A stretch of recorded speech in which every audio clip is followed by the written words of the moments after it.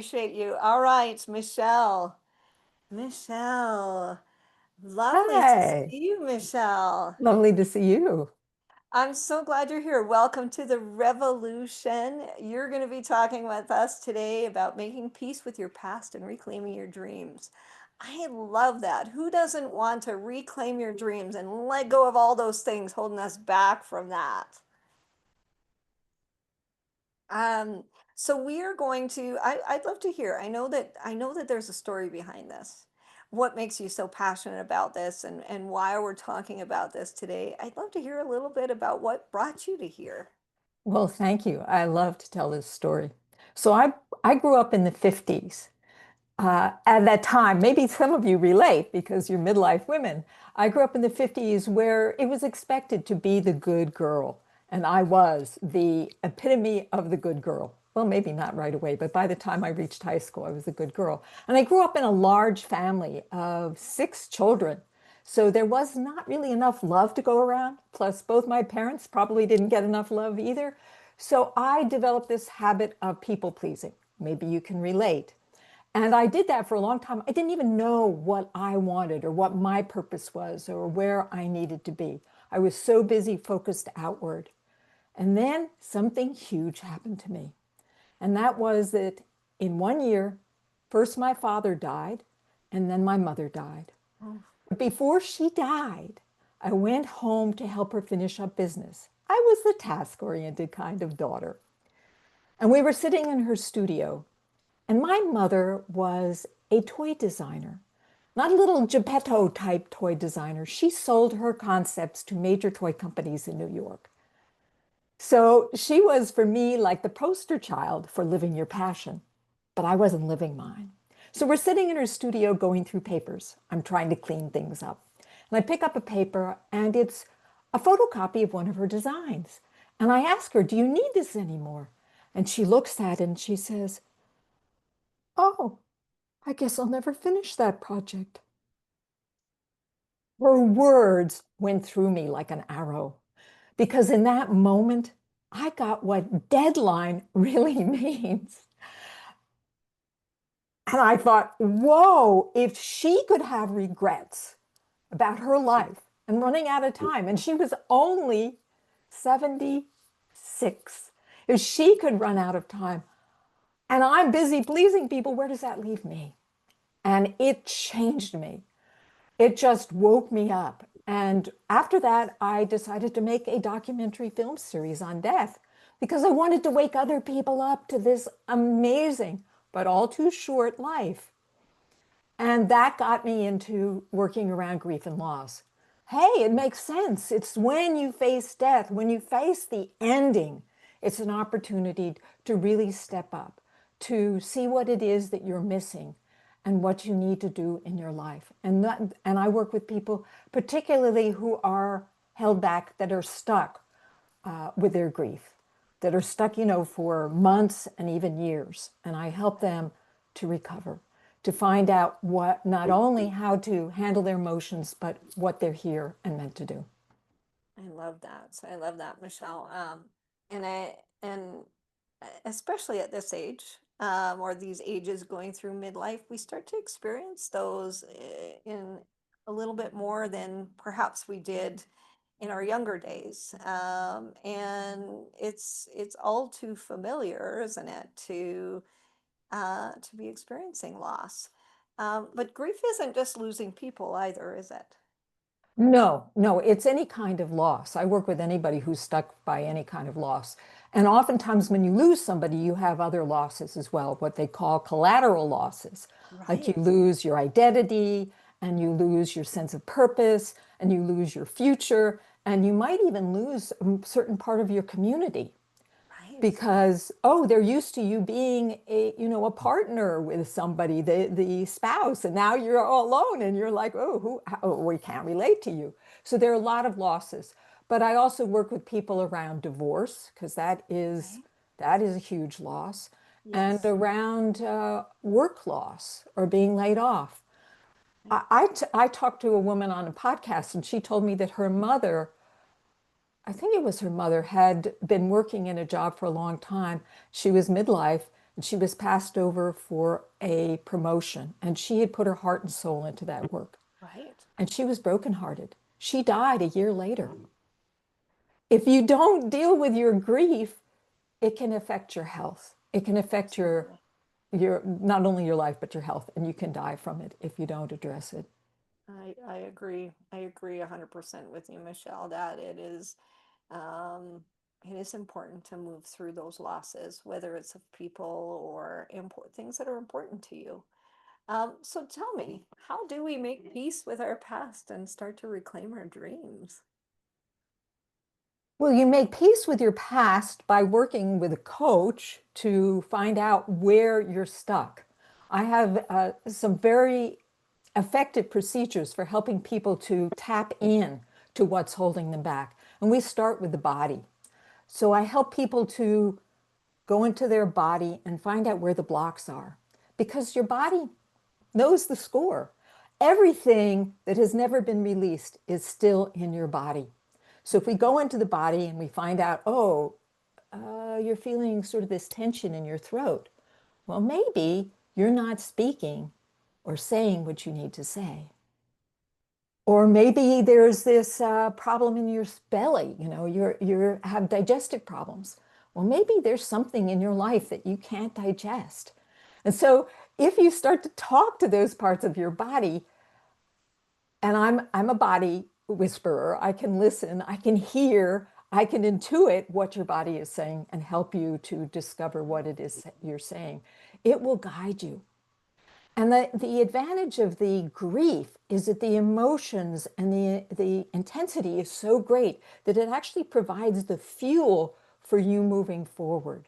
And also, when you're grieving, all the other old griefs tend to rise to the surface. So it's a Yes, great yes. opportunity for clearing the deck and finally, using that intensity, that conflagration, that fire to help you rise as the phoenix. Love that. I love that. I think that there's something really important here, Michelle, that you talked about, and it's your body's wisdom. That there's so much coming at us at any given time. Eat this, do that, exercise this, this is better for you, la la da da da. There's so much information coming at us that we forget that our body actually has amazing wisdom. And It we've just does. got to listen to it, right? We've just got to Yeah, listen. And what I hear you saying is you help people listen to their bodies a bit more. I do. Yeah, And become friends, become a buddy with your body. right, right. So is there one thing that you can, kind of give people today that would just help them to just start that process of just listening a bit more to the wisdom of their body? Sure, I could do that. And actually, the breath work we just did was a really way to start to tap in. But I Yeah, take people through what's called a body scan. And so you right. start from the top of your head and go down through your body and find out what is going on inside and where you feel uncomfortable, where there's tension or there's heaviness or there's resistance. And then I start asking you questions to ask your body questions. And Right. if you learn to listen, your body speaks in many ways. Oftentimes it speaks symbolically, Yeah. or it will give you words from a song, or it will give you a vision. And then I help to decode that because actually I'm a avid dream interpreter. I Oh, belong to a dream group, and so I just I get these downloads about what the meaning is for what's going on. But I try to have the individual identify what it means for them. right, right. I love this piece, and I think this probably answers that question that was asked. This is the difference with the somatic breath work, is that it it's in your body, and you get to get that body wisdom as well. But I love that one step you can take just to start getting to know your body a little bit more, to get to feel more comfortable, start to see what it's telling you is the body scan. Yes. And In you can fact, I ask actually them. have a recording of that. I'd have to look it up and see what the link is, but Right. I could offer that to to the people here too.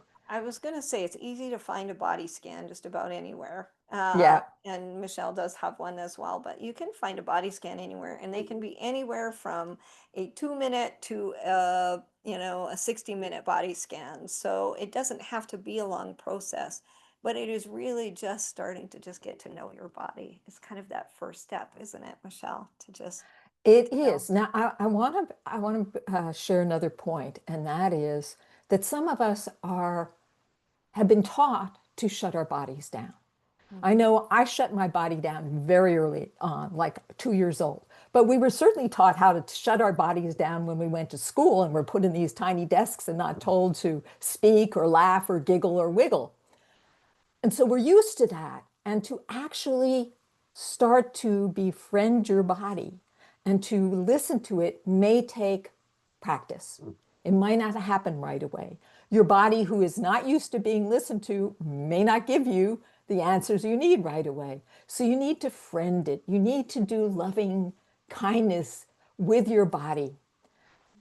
So when I first started to work on getting back into my body, because I was definitely a head person, I was in my Yes. head. I loved my brain, but Okay, so how many out there in your I, heads? In your heads, it's been me most of my life until I figured this out.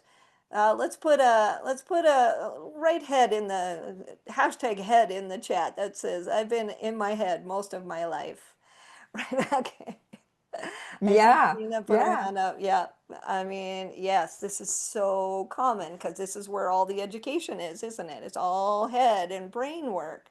The education isn't in body work. That's right. That's right. So what I started to do, and I got this out of of a book somewhere, and it just really works, is that I massage oil into my body every morning. And Mhm. so the practice of touching your own body, all the body parts, is really helpful because it sensitizes, it activates the neural system in your body. So this is a way, this is one tip you can use to start to reconnect with your body.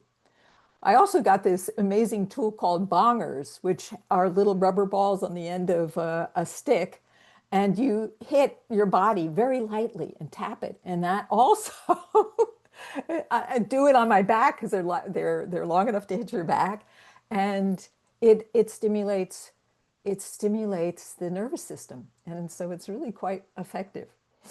They say dry brushing too is another great way Yes, to yes, simulate that. But I love this when you're talking about how simple is it for us just to take a few minutes to put oil or lotion, if that's what you have, on your body every day. Now, you may think, well, I don't have time for that. Honestly, it doesn't take that long because I've made a commitment to myself to do this as well. And you're right, the difference it makes just to kind of nourish yourself yes. is incredible. It's incredible. Yeah, I love that. It's another form of that mindfulness and being present, right? Love it. So do it. If you've got lotion or oil, just take some time every day and just nourish yourself. Nourish yourself and get to know yourself. So the next part that you need to work on, I don't know if you want to go to this next place, but the next part Absolutely. is your emotions. Hmm. And I repressed my emotions for a long time, and they would periodically just sort of blurt out. You know, I would be upset, I would cry, but I had no idea that there was stuff that was stuck in my body.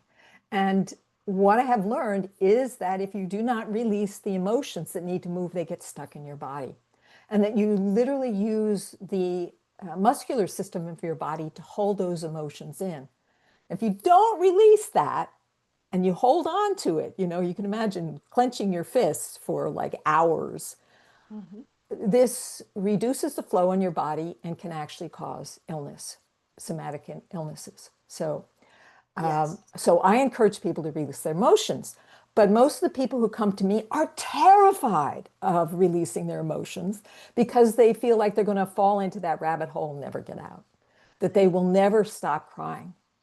But I actually have a practice that helps people release their emotions in 2 minutes or less. Oh, 2 minutes or less. Yes, yes. The thing is that once you're given permission, you find out that if you really allow yourself to feel, Hmm. that it doesn't take that long. And the problem is that the mind, so that's the third partner in this whole transformation, the mind jumps in and starts telling you stories about whatever it is that upsets you. And Right. it re-triggers the emotions. So you have this little wheel running around, you cry, then your mind jumps in and says terrible things, and then you cry some more, and it goes on and on and on. And that's what gets you stuck. So I teach my clients how to stop the brain from jumping in. Now, I've been a meditator and a spiritual practitioner for over 40 years. So I can really help people to teach them how to do that, to stop the brain. And a lot of it has to do with focusing on your body in the moment. Or if it's the emotions, focus on the sensations of your emotions. Hmm. And when you do that, you just feel the emotions instead of thinking and making stories about them. That's when the emotions release in 2 minutes or less. Right, right. I love this.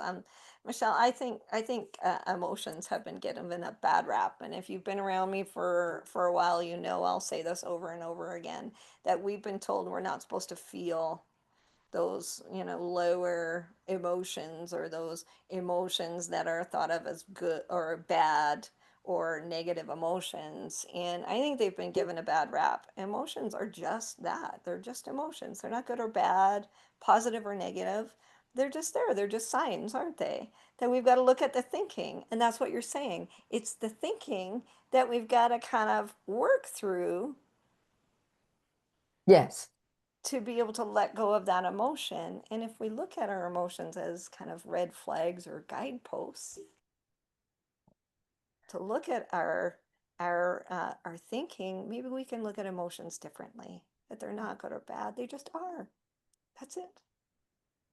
And that's when that breathing really comes in handy because sometimes we get triggered, especially the Hmm. anger emotions. You get triggered. Somebody says something, you're insulted in some way, and it's like you just want to respond. You want to be angry. Yeah. And breathing stimulates the vagus nerve and actually calms the body. So if you take that pause or you get out of the situation that's triggering you, that actually helps you to calm down. And then you can check in and maybe actually think in different ways. I oftentimes, when I'm triggered, I take a walk, and that helps Hmm. a lot because in the movement, I shift the mind, and I may be walking along out out there and complaining and cursing and whatever, and then pretty soon it goes away. Yeah, the reset. The The reset. reset, right?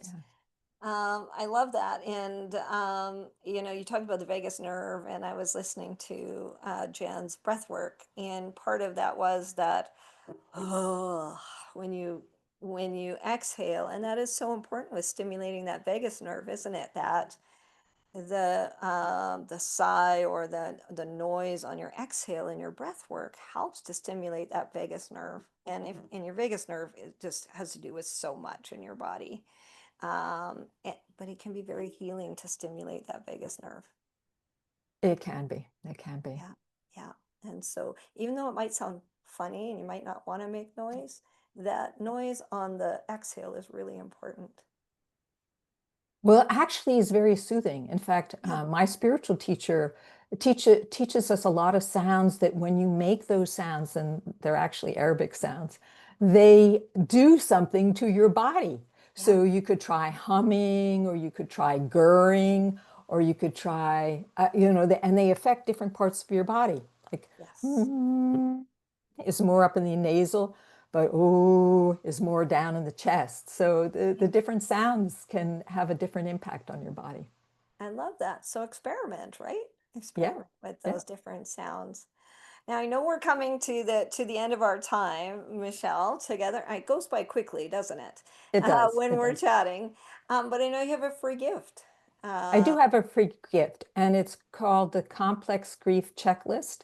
And if you go to complexgriefchecklist.com, you get the page that helps you to sign up and get the complex checklist that is a survey or a questionnaire, and you answer it to find out whether you have complex grief, that it's holding you back in some way. And then you get an assessment report that tells you exactly what your particular answers mean and what you can do. So it's really very effective. And how much time do we have left?